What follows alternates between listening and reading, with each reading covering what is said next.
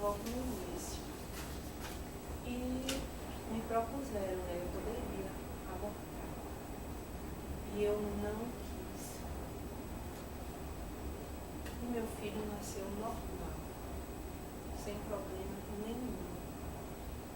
É uma atitude de coragem? É, mas é uma atitude de fé. Então, as coisas acontecem, mas imagine se eu não ia conseguir viver depois com isso. Né? Eu interromperia uma gestação e havia possibilidade da criança nascer normal. Não sei hoje, doutora, com de microcefalia, mas como eu tenho fé, e fé cura, né? Fé realmente faz milagres. Então, não gostaria de estar num impasse de viver uma situação dessa. Né? Mas minha escolha continuaria sendo dizendo sim à vida, à continuação da gestação. Mas jamais aconselharia qualquer outra mulher. Cada um tem o direito a fazer a sua escolha. Eu queria parabenizar também minhas colegas da Justiça Federal por esse dia. Né? É uma coragem muito grande a gente deixar nossa casa, deixar nossos filhos para vir trabalhar.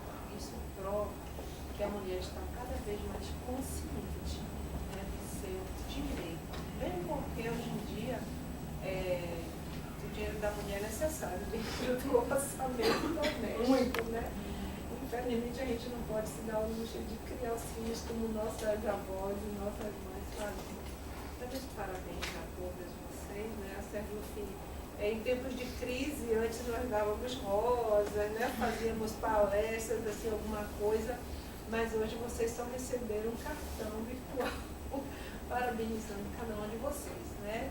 Então, é isso que a Serlufi deseja para cada um, né? Para cada uma de vocês, né? Nossos amigos, nossos homens também, né? Os sindicatos que fizeram presente também, tá? E viva as mulheres!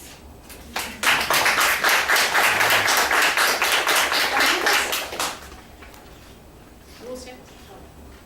Bom, eu sou a Idomesa, a doutora, pela palestra, os colegas que estão presentes, os colegas também que vieram abordar um tema, assim, a princípio, na sociedade tão feminina.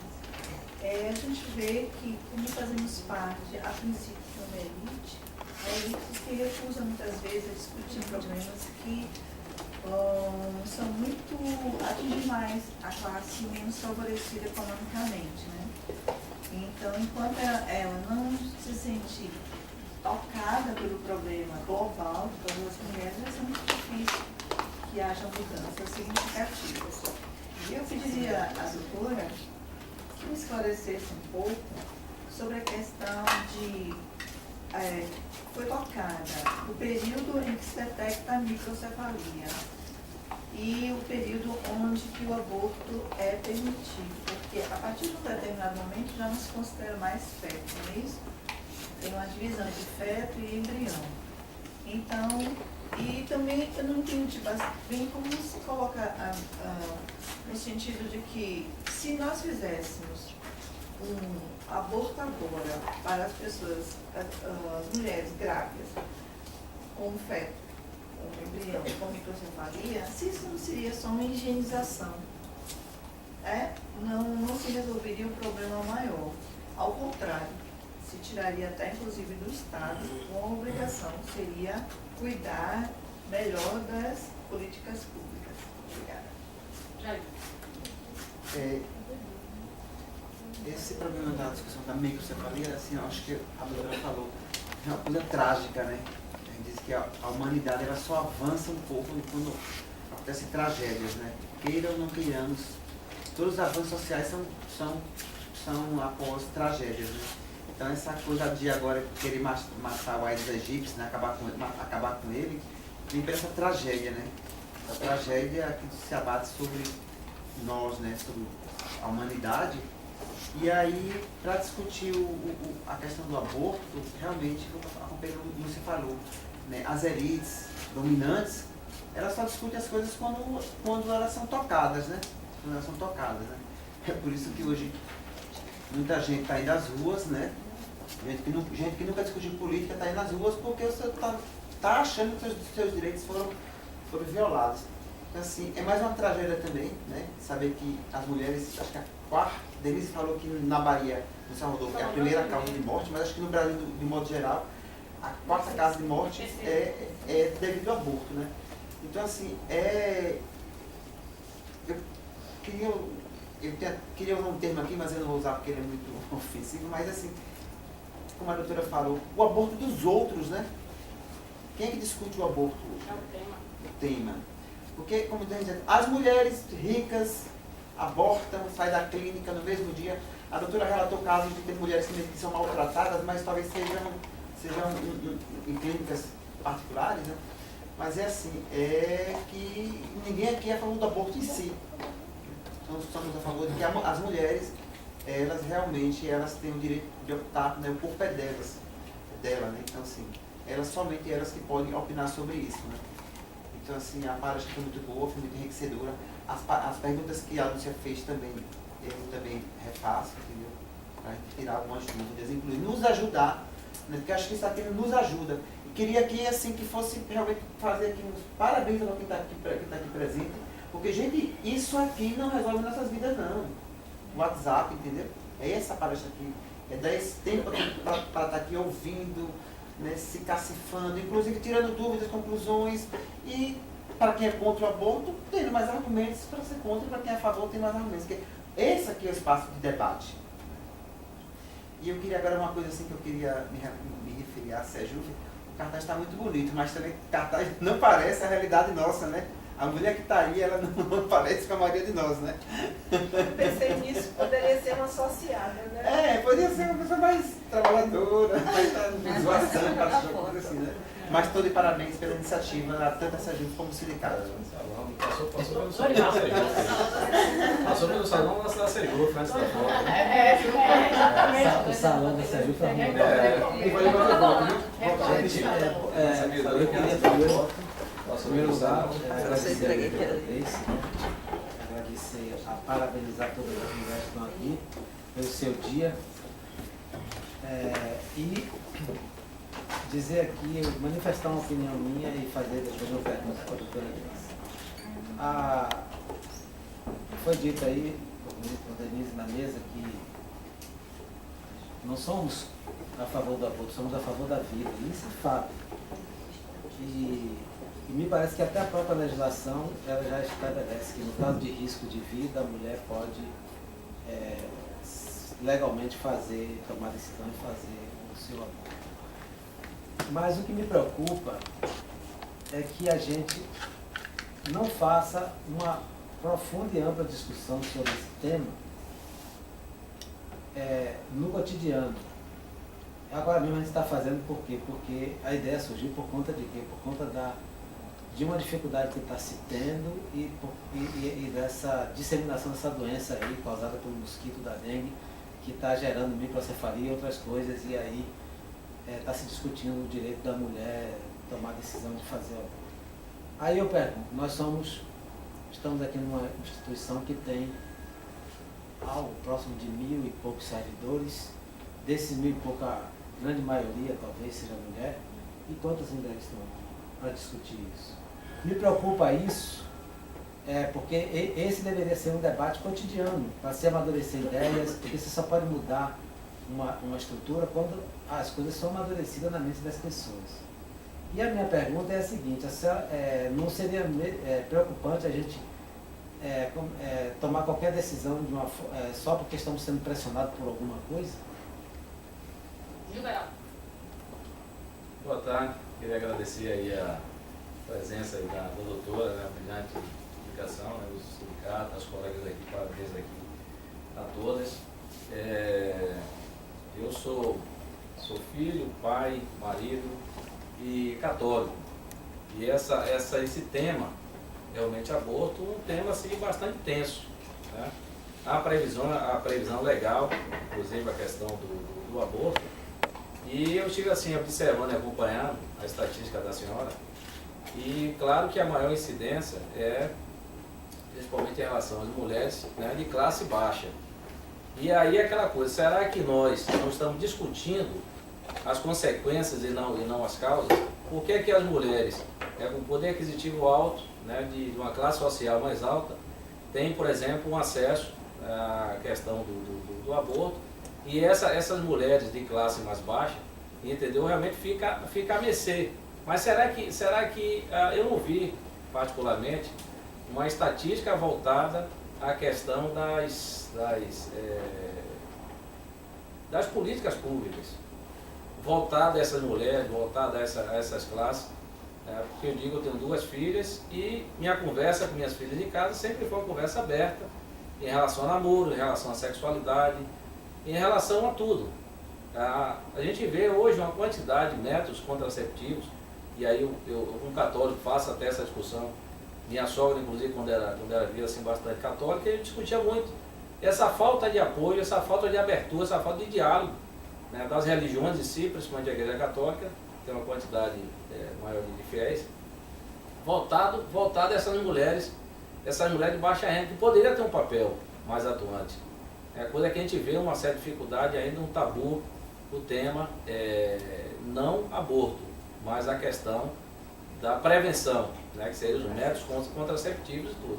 Hoje a gente vê assim milhares, a abertura hoje, se discutir a sexualidade hoje, é muito mais avançado do que eu tenho 50 anos, mais de que 25, 30, 35 anos atrás aí, entendeu? Então eu vejo essa coisa, essa estatística que Denise trouxe, comparando alguns países assim, mais pobres que o Brasil, mas a gente discutindo a estatística da consequência, mas não da prevenção. Então, pergunto à senhora, qual seria a política pública ideal, qual a política pública hoje adotada em relação à prevenção, entendeu, da gravidez, eu não vou falar aborto, mas da gravidez. Então, eu acho que antes da gente falar em aborto, né, que, como eu disse, tem previsão legal, a gente deveria estar se preocupando muito em relação às políticas públicas, principalmente voltadas às mulheres de baixa renda aí. Onde planejamento familiar, onde momento de sexualidade, momento do relacionamento é assim muito mais difícil. Então o que me preocupa bastante é exatamente isso. A gente sentar e discutir qual a política pública do Brasil voltada às mulheres em si, principalmente às mulheres de baixa renda, para que se evite uma gravidez indesejada, para chegar ao ponto. Eu sou a favor da vida, sou extremamente contra a morte, sou extremamente a favor da vida, e eu como católico sendo a favor da vida, em parte eu sou contra o aborto. Bom, só tem algo para fazer pergunta, ela depois fizer, a gente encerra e a doutora responde as perguntas e a gente faz sorteio. Certo? Só algo. Parabéns à doutora pela palestra. É uma coisa que sempre me causou assim uma estranheza é que questões como aborto, homoafetividade, são coisas de políticas públicas e são sempre abordadas com viés religioso.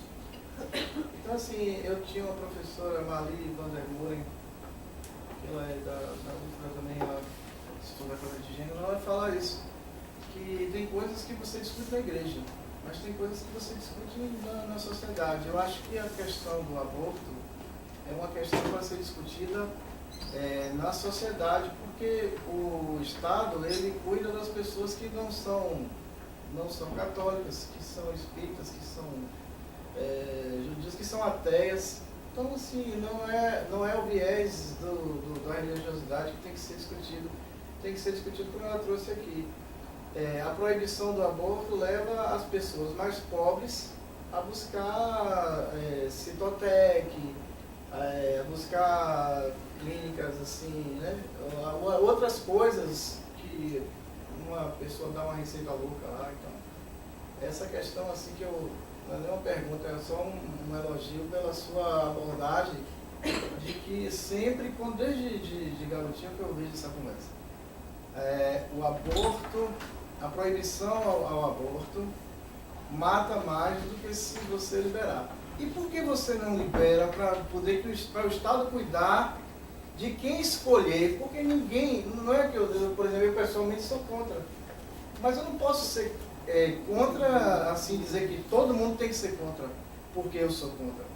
É uma questão de política pública, então entra a decisão do Estado de proteger a cidadão de uma mortalidade que só faz crescer. Entendeu? Era essa a minha colocação. Então, a doutora responde e a gente faz o sorteio e inicia. Eu queria agradecer as contribuições. Eu adoro participar de debate onde sobra tempo das pessoas falando. Geralmente, às vezes, nunca consigo. Queria agradecer a Lúcia, a Lodival, a Jailson, Álvaro e Gilberaldo. Eu gostei muito das colocações de você. E claro, assim, eu também, eu tenho 2 filhos e eu engravidei aos quase 40 anos e o médico disse, vamos fazer o exame para saber se o feto tem problemas. E eu disse, não vou fazer porque eu não sei o que fazer com esse resultado. E sou absolutamente favorável à descriminalização do aborto, porque eu não sabia o que fazer com esse resultado. Mas eu acho que é o que o colega falou. O que vale para mim não vale para as pessoas. Eu respeito profundamente a fé religiosa. Não só a cristã, a religião, eu acho que é uma dimensão do humano, uma coisa maravilhosa e interação com o divino. Então eu sou absolutamente favorável. Mas acho que o que vale para mim não vale para as outras pessoas.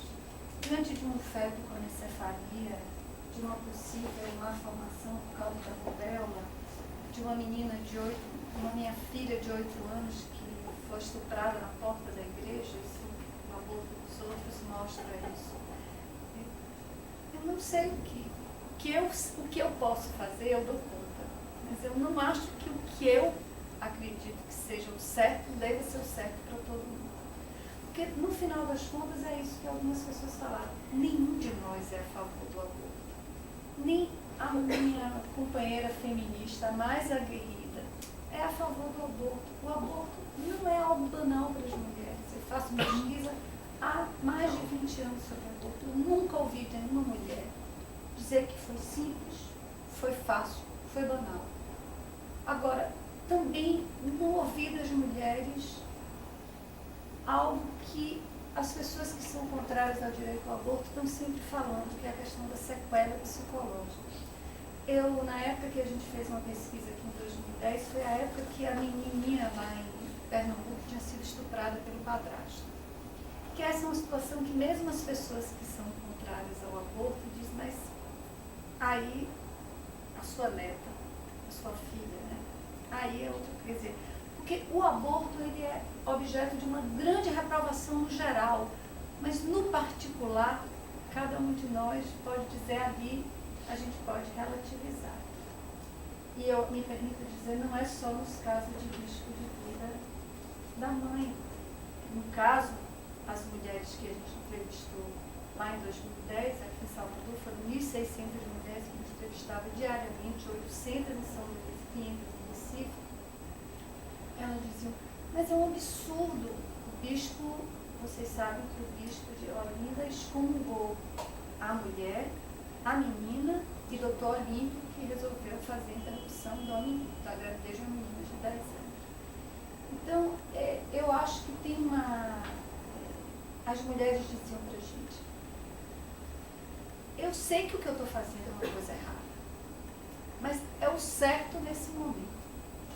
Não tem nenhum médico, nenhum advogado, nenhum padre que pode me dizer o que é certo para mim. Porque minha conversa é diretamente com Deus. Só Deus sabe exatamente do que eu estou passando. Só Deus pode me julgar, só Deus pode me punir. As mulheres que tinham alguma religião diziam isso para a gente. As demais diziam, eu não tive outro jeito. Esse é o meu primeiro aborto e eu espero que seja o único. eu não tive outro jeito. Quer dizer, longe dessa cena que povoa o nosso imaginário, de que o aborto é uma coisa das jovens irresponsáveis. Quando a gente chegou nos hospitais, uma das primeiras coisas que diziam para a gente é: a senhora está aqui agora, venha depois do Carnaval e do São João. Aí vai estar assim de aborto. Porque o que move nosso pensamento é a jovem irresponsável que vai transar no Carnaval e no São João e depois vai abortar. Quando esse perfil está distante das mulheres que abortam. Elas são unidas, elas têm parceiro fixo. E por que as mulheres abortam? Aí eu começo com a sua questão. As mulheres abortam, quando elas dizem porque abortam, elas apelam primeiro ao filho que nasceria. Elas dizem: eu não poderia dar a ele as melhores condições, às vezes a que eu não tive. Então, elas apelam de uma responsabilidade exatamente sobre a maternidade e não sobre a recusa da maternidade, ainda que seja isso que esteja posto naquele momento. Depois, as situações são múltiplas. A gente fez uma pesquisa com jovens aqui em Salvador e os jovens diziam: meu pai e minha mãe saem da casa para eu poder transar, os rapazes. E as moças diziam, desde o dia que eu me instruí, que eu não posso ir ali comprar um picolé na esquina. Então tem um controle do corpo das mulheres, tem um controle da sexualidade das mulheres que é absolutamente distinto dos homens. A educação na família sobre isso, no seu caso, isso é uma coisa rara. Na pesquisa que a gente fez, Salvador, Recife, São Luís, foi Salvador a cidade onde menos as famílias falavam com os jovens sobre educação sexual. As escolas não fazem isso. Os professores não são treinados e muitas famílias não querem que se fale sobre o assunto. Os serviços de saúde não estão preparados para receber os jovens. Estou falando das políticas públicas, para receber os jovens. E a máxima do serviço de saúde é: quanto mais perto da sua casa, melhor. Não vale para planejamento familiar. Planejamento familiar é uma noção para adulto casado, não é noção para jovem, rapazes e moças. Uma menina hoje sair de um lugar com sua camisinha na bolsa ainda é vista por muitos homens e mulheres como irresponsável, não como responsável. A gente ainda educa os homens para terem muitas relações sexuais e muitas parceiras, e as mulheres para frearem. Então tem uma desigualdade de gênero na nossa sociedade que perpetua as situações que as mulheres engravidam. Num contexto onde tem falha de método contraceptivo, falta de acesso, falta de informação, a pílula do dia seguinte, que podia estar hoje ser amplamente utilizada, a Igreja Católica, que eu tenho uma profunda admiração por quanto a Igreja fez na luta pelas desigualdades sociais no Brasil, é absolutamente contra. A Prefeitura de Salvador me convidou há muitos anos, na época do Carnaval, a gente ter nos postos um médico, conversando com as mulheres, distribuindo a pílula do dia seguinte, pode fazer isso menos nas unidades de saúde filantrópicas aqui em Salvador, onde tem profissionais religiosos. Então, é muito complicado quando a religião impede as políticas. O Ministério da Saúde, cotidianamente, embarga, né, projetos de vereadores religiosos em vários lugares do Brasil contra a informação sobre a pílula do dia seguinte. Então, é algo muito complicado quando a gente quer sobrepor a nossa crença a todos os outros. O país é um laico, como já se falou aqui, existem pessoas de matriz africana, protestantes, neopentecostais, espíritas. Não pode, e sem religião, a gente não pode, mesmo que seja uma maioria, impor isso para qualquer pessoa. Então eu acho que isso é uma coisa, eu acho que é uma das primeiras coisas. Assim, quer dizer, o que eu defendo é que o aborto seja um direito das mulheres. Eu não acredito, com todas as evidências que a gente tem no mundo, de que a gente consiga, de fato, superar a questão das mortes, do desrespeito aos direitos das mulheres, sem a questão do aborto. Legalizar o aborto não vai resolver o problema. Tem que ter políticas públicas, tem que ter educação sexual, acesso à contracepção, mas aborto, direito ao aborto. As mulheres católicas, espíritas, protestantes que não querem abortar, a elas todo o direito de manter a gravidez, mesmo sendo estupradas. Não sei se vocês sabem, no ITERB, a maioria das mulheres que são estupradas não querem abortar. A elas, né, o Estado tem que oferecer o pré-natal, não a bolsa estupro do Bassuma. Vocês sabem que tem o Estatuto do Nascituro hoje correndo no Supremo Tribunal Federal, que diz que as mulheres que estupradas, o Estado deve reconhecer o agressor deve dar uma pensão a essas mulheres, e para estimular as mulheres a terem seus filhos. Eu não acho que seja justo isso com as mulheres. Se uma mulher é católica, mesmo estuprada, ela quer ter esse filho, que ela seja estuprada. Agora tem um filme muito interessante que eu sugiro às pessoas assistirem, chamado O Quarto de Jack. Né? As escolhas pessoais são as escolhas pessoais. Eu não posso impor a minha crença às escolhas das pessoas. Né? Então, eu acho que políticas públicas, sim, mas elas devem incluir o direito das mulheres a abortar. Para quem quer abortar, aborto seguro. Para não quem quer abortar, pré-natal, assistência ao pré-natal, assistência ao parto e creches, não é? E outra divisão sexual do trabalho e outra valorização das mulheres, porque enquanto as mulheres pensarem e souberem que sozinhas elas vão cuidar dos filhos, porque é isso que vai estar acontecendo com a microcefalia. Os parceiros, muitos deles, vão abandonar as mulheres. A gente não precisa ir longe. Pensem no serviço de saúde, na emergência aqui em Salvador e no Brasil. Quem estão no serviço de saúde? As mulheres. São elas que cuidam das crianças. Então, eu acho que tem uma complexa políticas de saúde, mas políticas sociais muito mais amplas. Tem estudos muito interessantes mostrando o que está acontecendo no Brasil quando o dinheiro vai para a mão das mulheres com a Bolsa Família.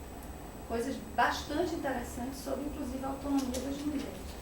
A colega perguntou, Lúcia, sobre o período. Então, aborto, considera-se aborto até 22 semanas de gravidez. Feto até 500 gramas e uma certa medida de comprimento, que é de 25 centímetros. Até até esse período se considera aborto. A partir daí, não é aborto. A partir daí, o feto tem uma grande probabilidade de sobrevivência. Né? O embrião é uma coisa de poucas semanas. A maioria das legislações no mundo, o aborto é permitido até 12 semanas de gravidez, ou seja, 14 de amenorreia, de falta de menstruação. Sim, por que 12 semanas? Porque aí é embrião, aí não existe no embrião de 12 semanas nenhum impedimento do que virá se desenvolver com o sistema nervoso central, e ali a técnica de esvaziamento, de interrupção da gravidez, de aborto, né, de eliminação daquela vida em potencial, porque eu não tenho nenhuma dificuldade com esses termos. Muitas pessoas que discutem isso têm muitas dificuldades de dizer, não, é vida, não é vida. É vida humana em potencial. Portanto, a vida humana que as mulheres carregam tem que ser protegida. A questão é, os direitos do feto são iguais aos das mulheres? Nós nunca vamos poder falar em ponderação de direitos? Nenhum país do mundo permite o aborto até a 9ª semana, porque a partir de 22ª semana, este feto, como ele já tem uma potencialidade de vida muito maior, o aborto é interditado. A maioria dos países, o aborto é até 12 semanas. Não é? E porque as mulheres têm muitas dificuldades de, quando elas são violentadas, de chegar até o serviço de saúde, nos casos de violência, até 20 semanas, como poderia ser a lei, tem um projeto de lei que está engavetado e com essa Câmara Federal nunca vai sair do papel. E em risco de vida da mãe em qualquer momento. Né? Então, voltando, até 22 semanas é aborto. O que acontece com a microcefalia? Até 22 semanas, se a mulher fizer uma ultrassonografia, está normal. O efeito do Zika vírus só começa a se desenvolver, a ser visível na ultrassonografia a partir da 27ª semana. Então, aí não é mais aborto.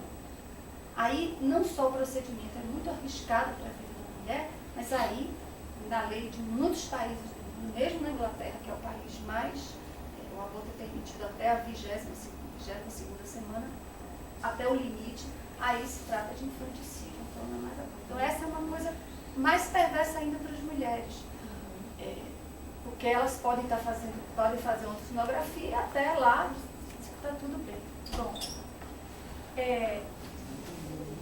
esse vídeo é muito interessante. Eu não sei se eu respondi a sua pergunta. A outra coisa que você perguntou sobre o risco de eugenização. Quer dizer, quer dizer, eu tentei falar um pouco disso, da questão da deficiência. Quer dizer, o que a gente está agora é aproveitando a oportunidade de que novamente está colocada a questão do aborto para a gente pautar a questão do aborto, não porque a gente quer evitar bebês com deficiências, porque, como eu falei, citando a Helene Brum, o que cada pessoa singular, humana singular, faz da sua deficiência, a gente vê o físico Stephen Hawking, talvez seja uma das coisas mais belas que a gente conhece, né? De alguém absolutamente aprisionado no próprio corpo, que fez coisas que muitos de nós, que temos todas as potencialidades, não fez. Então, a questão não é essa, a questão é dar às mulheres o direito delas escolherem. Né? E escolherem não diante de uma microcefalia, porque elas só vão saber isso, é escolherem diante de uma gravidez, porque as mulheres nem sempre, mesmo hoje no Brasil, elas têm condição de dizer se elas vão ter, quando elas vão ter relação sexual. Os dados de violência estão aí para a gente ver. Bom, eu já falei isso, tudo de que todo mundo é contra o aborto, que na verdade o que está se discutindo aqui é se a política do Estado diante da gravidez não prevista que leva ao aborto é prender as mulheres, isolar as mulheres solitariamente numa decisão individual do risco de se complicar, de morrer, de ser maltratada, o sofrimento absurdo que as mulheres passam nos serviços de saúde, com pessoas que, diferentemente da Zineide, não respeitam e julgam as mulheres e maltratam as mulheres. É isso que a gente está discutindo aqui. Não é a posição individual de cada um de nós, essa posição é forjada pela nossa vida, pelas nossas experiências, e ninguém vai mudar com a lei. Mesmo que a lei, tem muitos lugares do mundo onde a lei diz que as mulheres podem abortar e as mulheres católicas não abortam. A lei não vai empurrar você para o aborto. A lei só vai dizer que quem quer abortar pode abortar com segurança.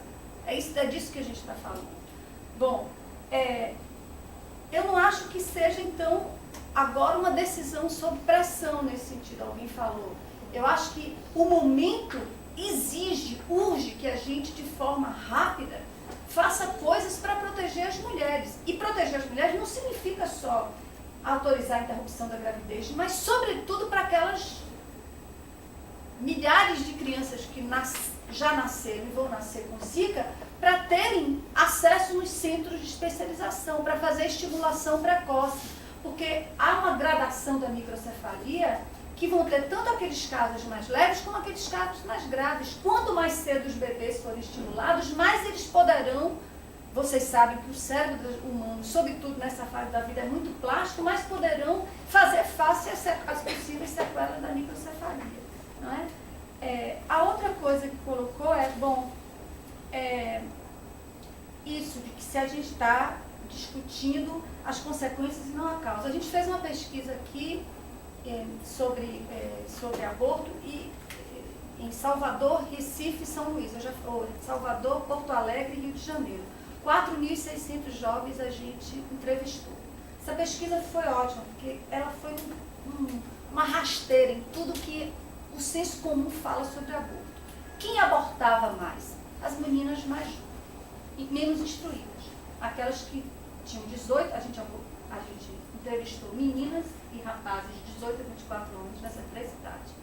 E a gente perguntava, alguma vez você engravidou e essa gravidez resultou em quê? No nascimento de um filho ou no aborto. Quem mais abortava?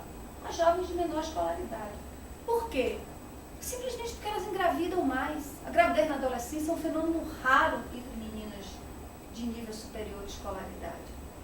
É um fenômeno raro entre meninas escolarizadas, porque as meninas escolarizadas têm pais e mães como o senhor, que conversam com elas. Elas têm acesso cedo à contracepção. Agora, diante da primeira gravidez, quem mais aborta? As meninas ricas, as nossas filhas. E por que mais abortam?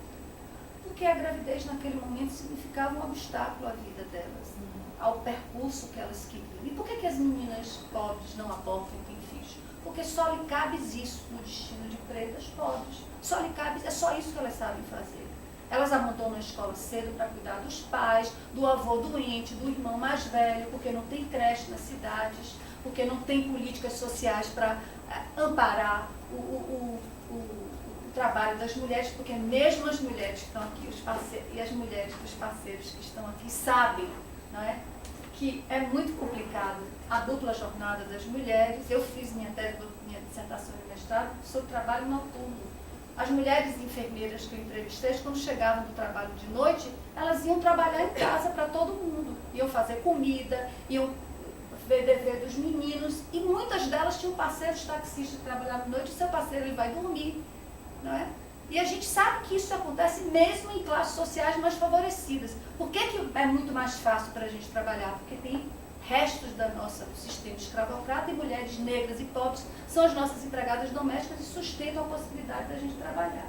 Então, é uma coisa muito, muito, muito complexa.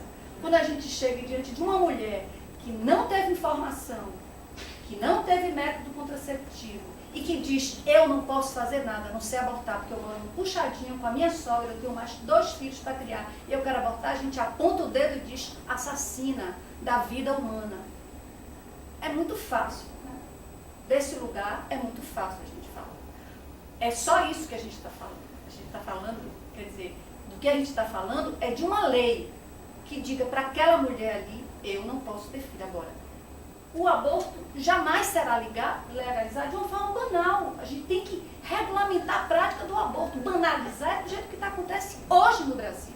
As mulheres entram nas maternidades, vocês viram os números aí. Ninguém chega para elas e diz o que aconteceu com você.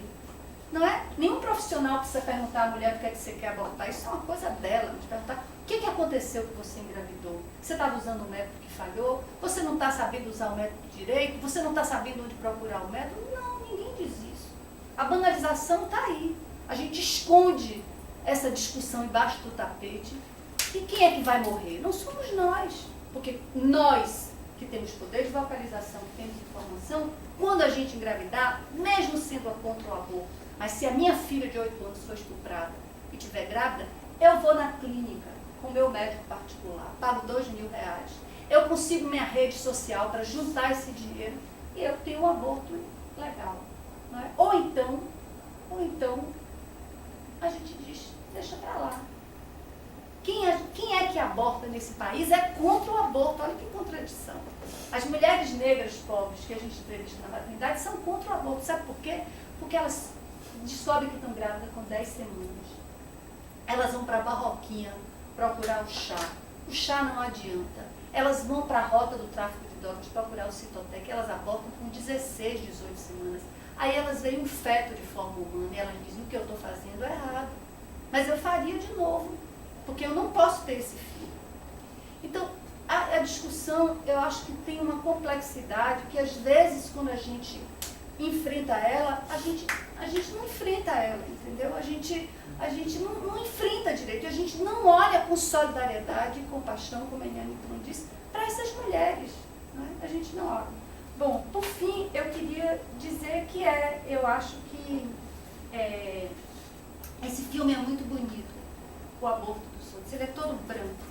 Quando a gente fala em aborto, só pensa em sangue, vermelho, morte. Ele é todo branco. Ele é de uma jovem jornalista que trabalha, que filma no serviço de aborto legal. Né? Eu queria só falar 2 coisas da sua coisa. Olha, a maior parte das mulheres que engravidam e abortam nesse país, que engravidam, tem de 18 mais anos de idade. A gravidez na adolescência não é uma epidêmica no Brasil. Os dados de pesquisas nacionais mostram que ela é sim. Ela não é desprezível. Né? Em torno de 20% das mulheres que estão hoje nas maternidades têm menos de 18 anos, portanto são adolescentes. Só que a gente também precisa desmistificar isso. Essas meninas, às vezes, que a gente acha que é menina de 16 anos, está namorando com um homem de 30, muito mais velho do que ela quer aquela gravidez. Primeira coisa. Segunda, essa menina, a mãe dela também pariu com 18, ela acha ótimo ter filho.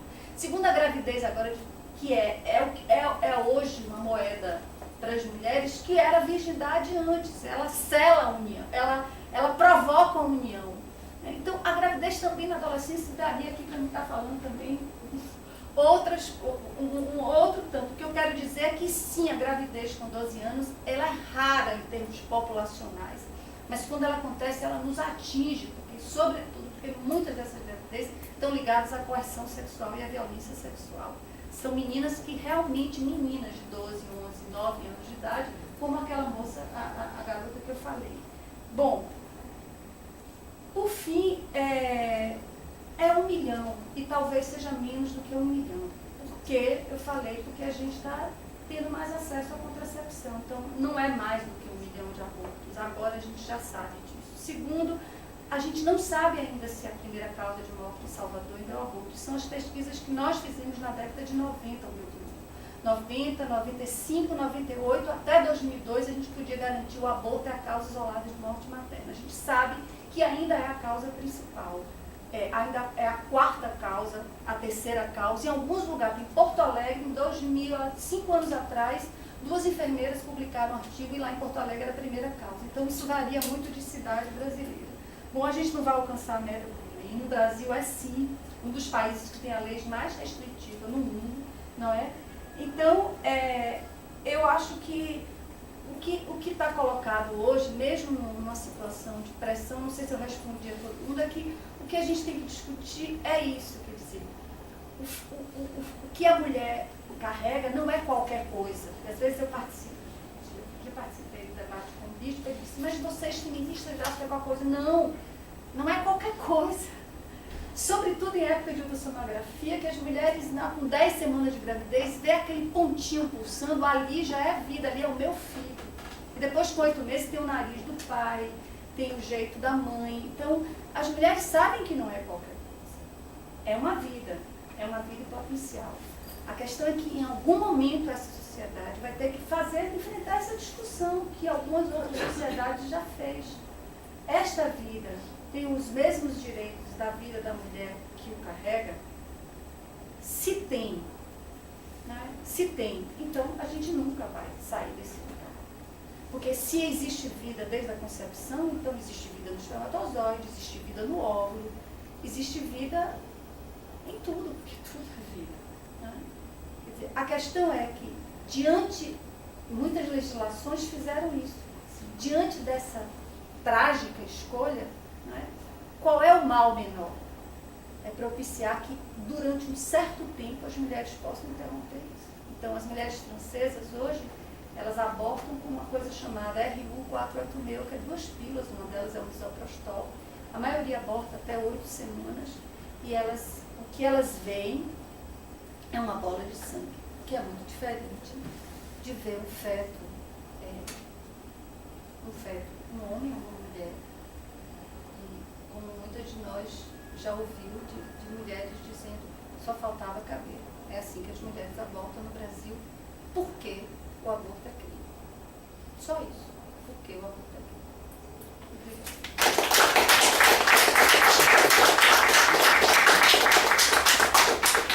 Bom, aqui está um DVD.